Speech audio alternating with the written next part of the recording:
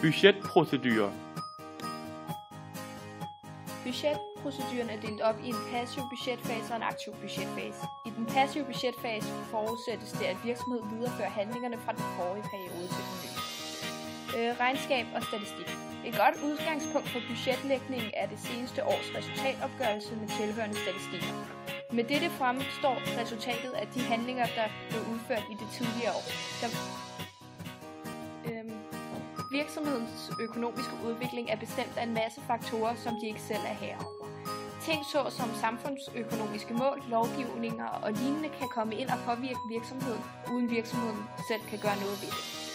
Virksomhedens konkurrencesituation kan også ændre sig fra år til år, da der både kan komme nye konkurrenter til, men nuværende konkurrenter kan også forsvinde.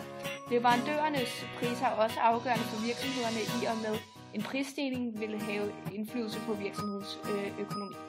Derfor skal virksomheden ved budgetlægning tage højde for forventede ændringer i de eksterne forudsætninger.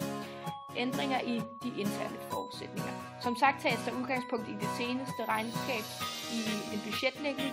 Der kan dog forekomme nogle interne ændringer i virksomheden, og dermed vil budgettet blive anderledes end regnskabet. Virksomheden skal derfor sørge for tidligt i budgetarbejdet at fastlægge sådanne ændringer i de interne forudsætninger.